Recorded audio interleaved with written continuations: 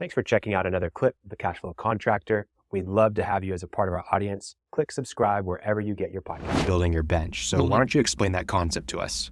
So we as business owners are very focused on acquiring customers, marketing, sales meetings, estimates. And what I'm holding here metaphorically is a high wire act, and I've got a balance bar.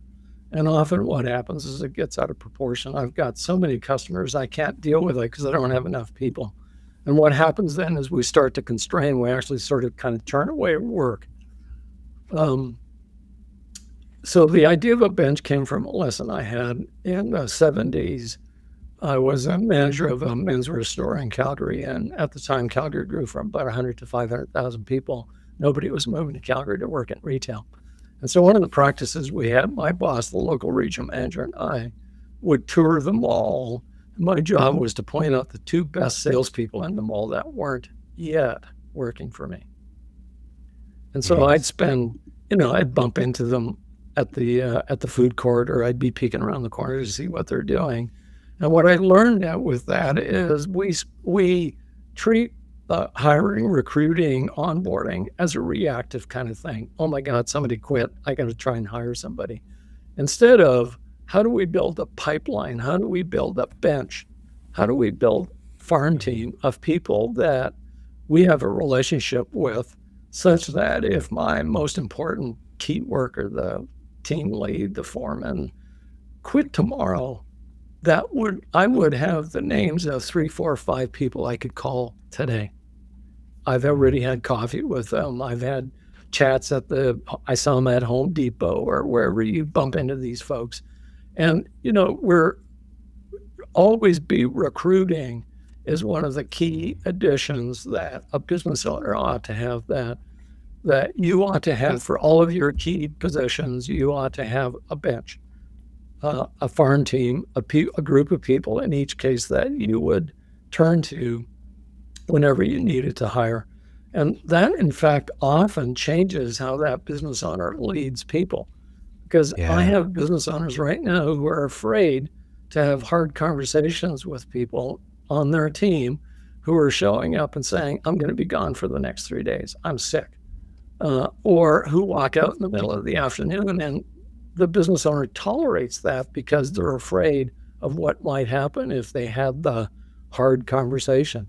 Whereas if you had a farm team, the next time somebody called in and said, I'm going to be sick for the next 3 days, you can have an entirely different conversation with that guy.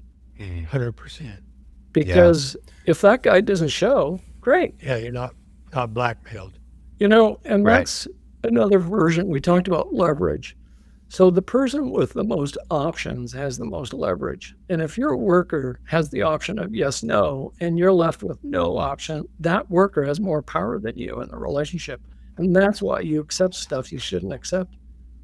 How do you change that? Well, you have to have options. What does options look like? I've got 5 guys I can call. Now that guy behaves badly in the work, on the project or in some way or another. I can take an entirely different approach to how I handle that conversation with that person. But you got to do the homework to be in that place where you have leverage. Yeah.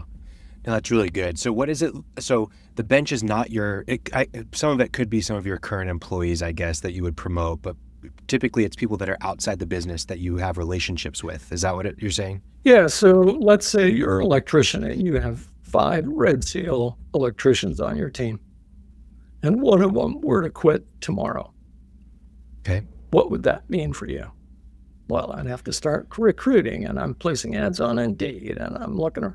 Well, okay, why don't we do something different? If you have 5 Red Seal electricians, why not have 10 relationships, casual, informal discussions with people who are other Red Seal electricians in your community or town? How do you do that? Well, you proactively start doing it. You're looking for people at Home Depot when you're in there.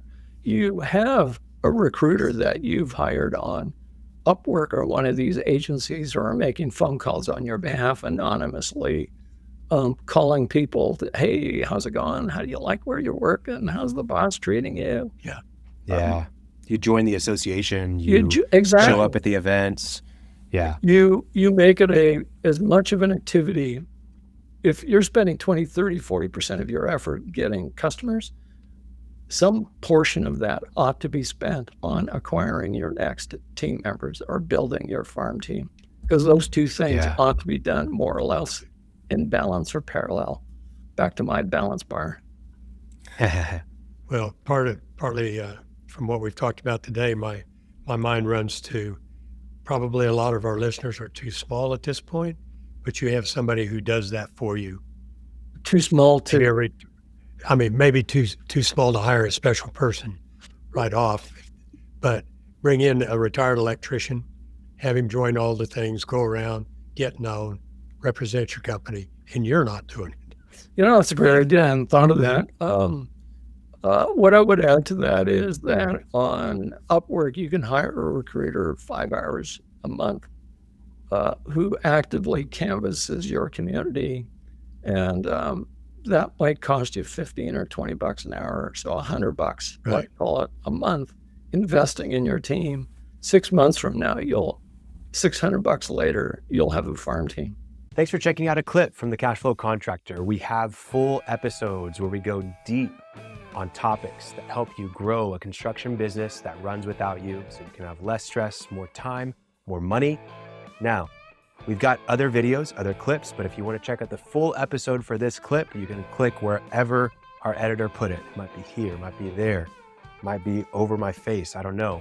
But thank you for checking us out. We'd love to have you as a part of our audience. So subscribe or check out a full episode wherever you get podcasts.